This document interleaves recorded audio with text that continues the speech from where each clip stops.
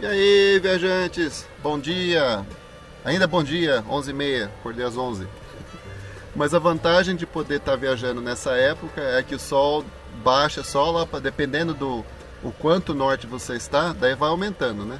Então aqui onde eu estou agora no Canadá, aqui 10 horas começa a ficar mais escuro.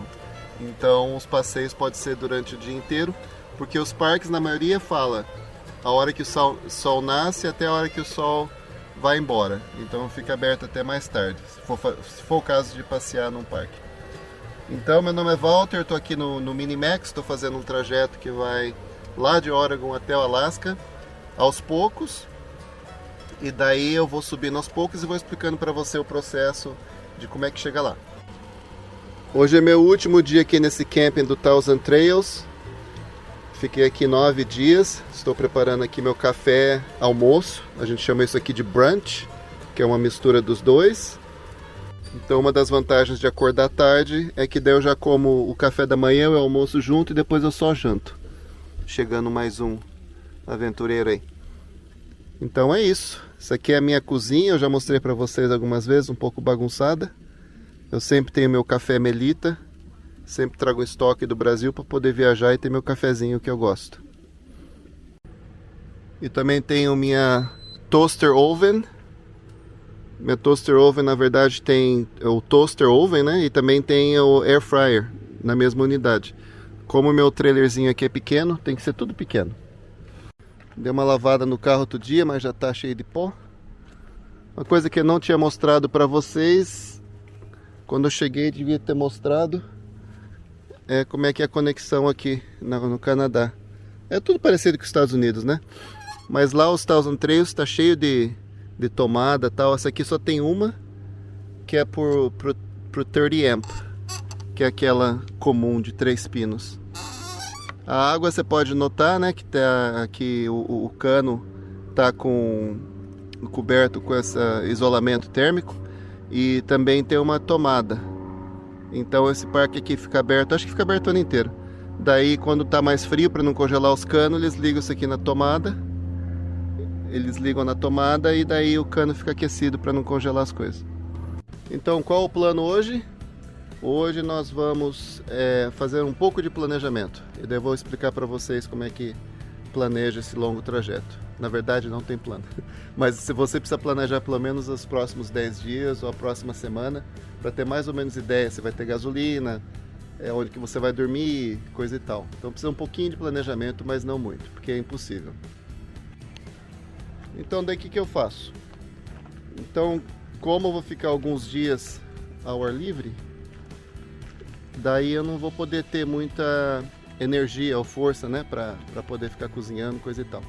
O trailer tem o que eu preciso, tem gás, né, para mim poder cozinhar, tem geladeira que funciona a 12 volts, ou a gás também. Então quanto a isso não tem muito problema se o gás não acabar.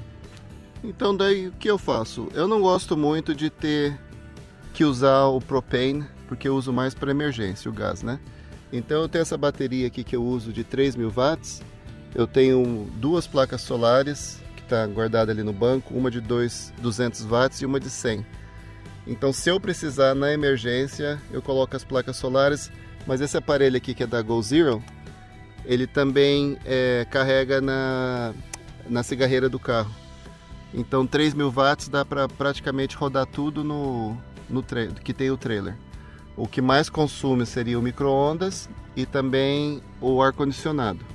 Mas o ar-condicionado eu pretendo não usar, apesar de hoje aqui vai estar 30 graus, mas eu estou aqui na sombra, então isso vai ajudar a não ficar muito quente. Mesmo se precisasse, daí tem ali a tomada, né? Tem a força que eu estou usando.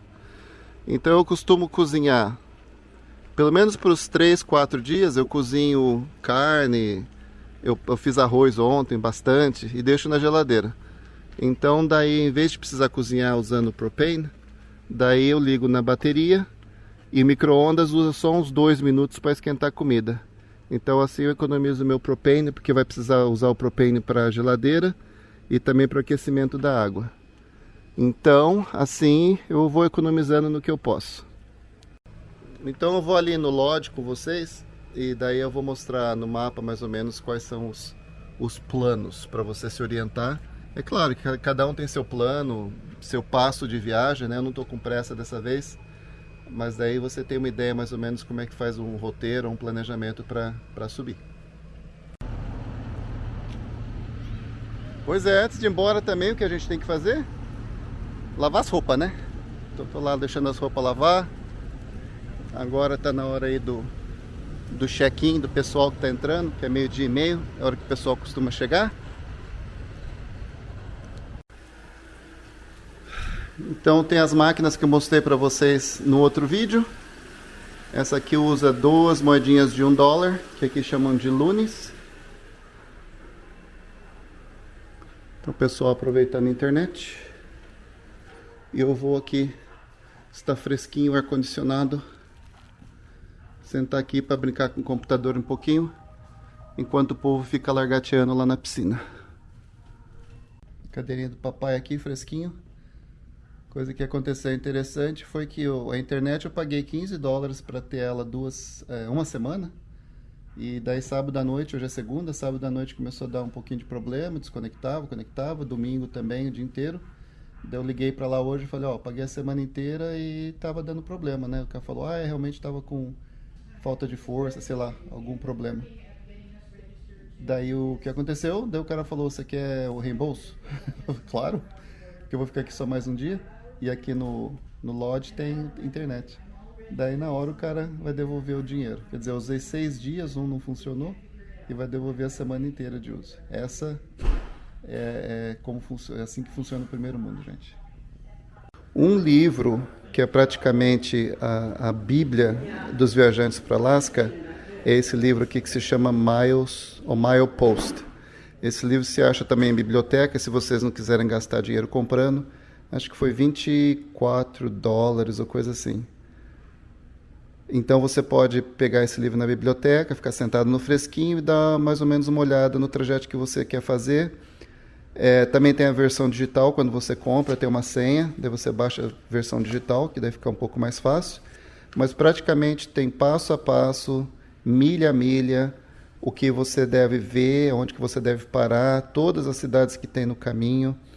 E daí já fala milha 50, milha 100, milha 200, e daí mostra todas as cidades, como dá mais ou menos para ver aqui.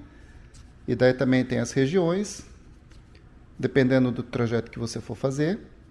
Então dá para ver no mapa principal aqui as highways, as estradas que tem para chegar onde tem acesso, que tem estrada.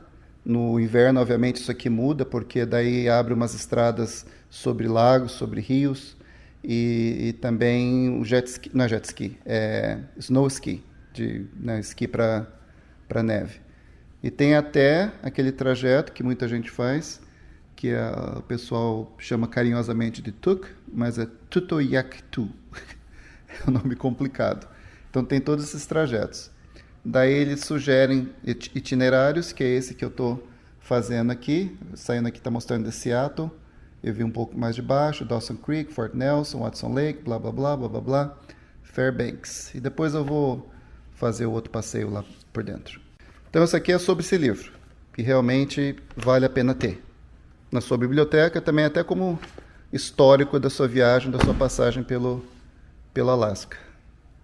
E tem também um mapa mais amplificado, que deve ficar difícil de ver isso no celular, né? Mas é praticamente esse território inteiro que tem nesse mapa, menos a parte dos Estados Unidos, um trecho, na verdade, e daí as partes de British Columbia e também do Yukon e Alberta, que é a região que praticamente o pessoal faz nessa viagem, nesse trajeto. Então eu estou aqui embaixo, perto dessa cidade que chama Hope. A minha primeira parada que vai ser mais ou menos 4 horas de viagem. Então estou fazendo 4 horas, 3 horas e meia, a 100 Mile House.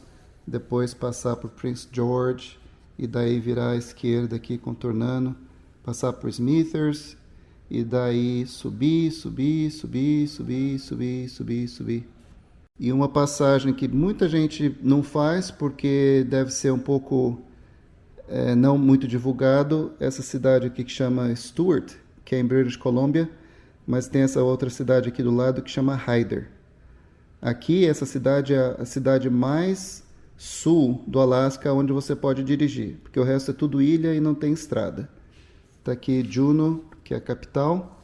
Então, você tem que passar a fronteira, então praticamente você está entrando nos Estados Unidos, e depois na volta você tem que passar pela aduana canadense. Tem que fazer a migração de novo.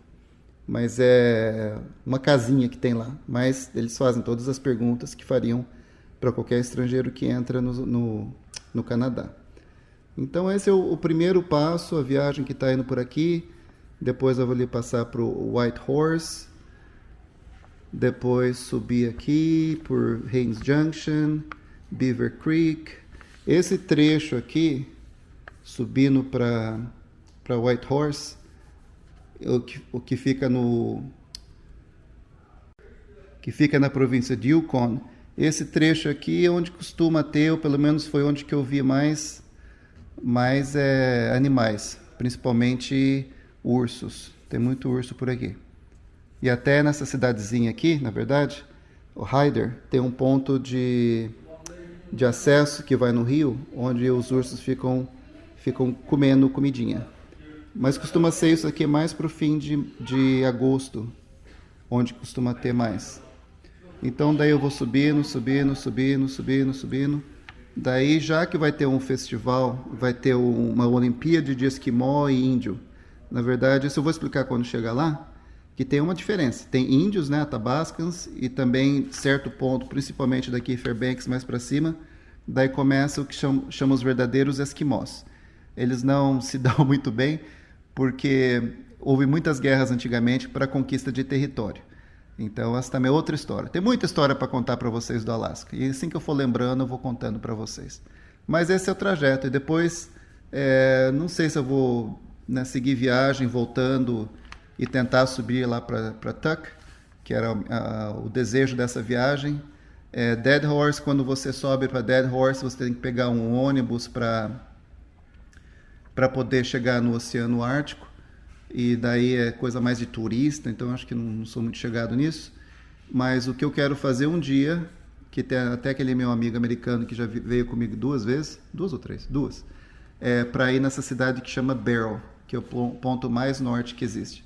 Aqui você já vê urso polar e o lugar é um barato. Já conheci gente de lá e tem um professor lá na faculdade que era de lá também, então já peguei bastante informação com ele. E daí também tem toda essa área aqui de Anchorage, no sul, que dá para viajar, dá para passear e dá para conhecer muita coisa aqui. Então esse é praticamente os planos que eu tenho para essa viagem. Vamos ver, os planos podem mudar. E para vocês verem, né, vocês que vêm da América do Sul, realmente é uma viagem longa. Mas indo com calma, conhecendo as coisas que tem ao redor aí, a única coisa que precisa se preocupar às vezes é que tem alguns trechos. Por exemplo, eu vou subir dessa cidadezinha aqui que chama Eastwood até Watson Lake. E nesse trecho, pelo que eu vi no informativo de posto de gasolina, acho que não tem nenhum. Então é capaz que eu preciso usar o meu tanque de emergência, que são acho que 4 horas de viagem. Eu calculo mais não pelo número de milhas que eu posso fazer, mas na horas de viagem, porque daí dá para mim ter uma ideia. E outra coisa que precisa se preocupar também, para vocês que têm um carro mais antigo, é a hora que você vai subir para algumas montanhas, porque daí o consumo vai ser maior, o teu motor pode não ser tão forte. O meu, às vezes, apesar de ser um 3.3, puxando o trailer, às vezes fica pesado. Então, daí a gente precisa ficar pensando nisso também. E tem uma forma no Google Maps que dá para você ver a inclinação do terreno que você está viajando. Então é isso aí, pessoal. Essas são umas dicas básicas aí, só para ter uma ideia. Com o tempo eu vou explicando mais. Aí já que eu estou terminando, ou falando sobre esse trajeto, daí na volta também é uma coisa que não dá para programar muito, né? Se você vem com carro, precisa de hotel, nessa época é meio complicado de achar hotel porque são poucos e esparsos, espalhados aí para esses lugares. E sempre tão cheio, principalmente quando chega mais à noite, quando o pessoal quer descansar, daí fica difícil de achar hotel de última hora. Então, quando eu vim de carro uma vez, foi tudo programado. Então, daí no trajeto de volta, é fazer praticamente a mesma coisa, mas vai depender se a minha patroa quiser me acompanhar no resto da viagem. Daí eu viajaria até Calgary, que fica em Alberta, na província de Alberta, e daí fazer o parque o Banff, fazer o Jasper e daí descer. Se ela não vier, daí eu vou vir mais direto e daí outra vez vou fazer uma viagem só para visitar esses 2 parques, porque de Oregon fica sem parar, fica umas 13, 14 horas de viagem. Então nisso dá para tipo assim encarar nos 2 dias. Pois é, tá aí um mapa gigantesco. Quando você olha no mapa no celular parece ser pertinho, né? Quando você olha no mapa assim maior, é longe. Para vocês que gostam de glaciares, tem muitos, mas infelizmente, por exemplo, Juneau, que é a capital, ela tem o Mendenhall, mas tem, não, lá dá para ir de carro, mas para chegar na ilha você precisa de balsa. Eu já perguntei até o preço, mas fica em torno de uns $300, então é complicado. Skagway, tem uma entradinha aqui também que você vai para um glacier. Anchorage tem um monte de glaciares aqui pela redondeza, mas a maioria ou é inacessível ou você precisa ir de barco. E muitos deles que você dá para alcançar, daí você às vezes tem que pagar uma taxa para você parar no estacionamento e daí você tem que paga uma taxa para poder andar até ali perto. Mas é claro, né? Coisa de segurança, é difícil de achar um que você pode falar, eu vou lá ver, sem ter algum tipo de controle. Então, cada um tem seus motivos para ir conhecer o Alasca. Então, a minha motivação, acho que já começou há muito tempo. Um pouquinho sobre o Alasca, então. Foi um território adquirido da Rússia, como vocês sabem, em 1867, pelo valor de $7.200.000, o que foi uma bagatela, mas os russos pensavam que lá não tinha nada além de gelo. O Alasca virou estado, o 49º, só no dia 3 de janeiro de 1959. Então, um estado praticamente novo. A população em torno de 740 mil habitantes, que seria o tamanho da cidade de Portland, em Oregon, por exemplo. Então, a população é bem esparsa. A capital é Juneau. As pessoas pensam que é Anchorage ou Fairbanks, mas não é. É uma cidade que chama Juneau e é numa ilha. Então é para chegar lá só de barco ou avião. E não é mais populosa. A mais populosa é Anchorage. A média de salário anual é $78.000, o que é um pouco acima da média dos Estados Unidos, mas também lá é um estado mais caro de se viver, pela distância e como chegam as comidas e as coisas. Tem que ser por barco ou avião. Ou, né, na verdade pode ser por terra, mas o transporte vindo do que falam Lower 48, que são os estados abaixo do Canadá, é uma distância longa e tem que ser levado por caminhões e obviamente isso tem um custo agregado. Então cada um tem a sua fascinação pelo Alasca. A minha começou em 2000, depois que eu fui na minha faculdade, eu tive muitos colegas que eram do Alasca. Até eu tive uma namoradinha que durou alguns meses, que era de Juneau. Então sempre nas férias de junho, julho, ela me largava para ir trabalhar lá na indústria de pesca que tem no Alasca, e muitos alunos do Alasca que estudavam na minha faculdade, todos eles voltavam para o Alasca para trabalhar, que se ganhava muito bem. Para ter uma ideia, por exemplo, salário mínimo na época, isso em 1984, 85, o meu salário era em média $3,25 e o salário deles lá no Alasca era tipo $13, $14 por hora. Daí já dá para ter uma ideia. E eles morando em casa, às vezes as próprias companhias, eles arrumavam lugares para as pessoas ficar e morar, então eles não tinham gasto de comida ou estadia. Então eles trabalhavam durante o verão e tinha dinheiro acumulado suficiente para poder voltar lá para Oregon para concluir a escola durante um ano sem precisar trabalhar.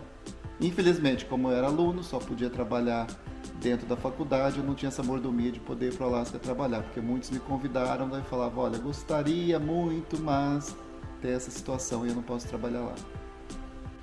Então essa fascinação é desde essa época, de querer conhecer o Alasca. Tinha realmente pessoas que vinham de vilas muito pequenas, porque precisava, era uma escola onde que tinha uma forte abrangência a treinar professores de primeiro grau, segundo grau, então vinham muitos alunos de lá. Agora a gente não precisa se alongar muito em história e outros fatos, porque é só procurar no Google, né? E então essa minha fascinação começou desde essa época, desde os anos 80, e em 2000 foi a primeira oportunidade que eu tive de conhecer o Alasca. Também tinha muitos professores que já tinham morado no Alasca. Eu conhecia muita gente do Alasca, praticamente, que vinha para o sul para morar, porque o Alasca é um tipo de lugar onde você mora uma temporada e às vezes você se cansa do frio e as pessoas começam a se mudar de lá. E também tem muito emprego temporário. Tipo, essa época de férias tem trabalho para turismo, tem trabalho para trabalhar na pesca. Então tem muita coisa que motiva as pessoas a irem para lá para ganhar um dinheiro fácil. E obviamente no fim dos anos 800 aí a busca ao ouro, né? E até agora, né, continua esse mercado forte de ouro e outros minerais que tem na região. Então em 2000 eu fiz minha primeira viagem. Depois disso começou, acho que foi 2008 que começou a ter esses shows de reality show de Alasca, de busca ao ouro, de caçar, de morar no meio do inverno, coisa e tal. E daí aqui nos Estados Unidos, bom, tô no Canadá, né?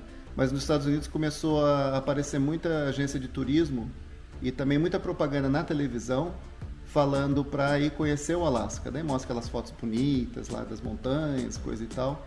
E isso aumentou muito a indústria de turismo no Alasca. Começou a ter cruzeiros e coisa e tal. Na época que eu fui era muito mais calmo. Depois, quando começou a ter esse movimento de vários e vários shows, tipo no Discovery, tem vários nomes aí que vocês conhecem, se vocês seguem alguns shows desses na TV, daí começou a ir muito mais gente, mas muito nessa temporada.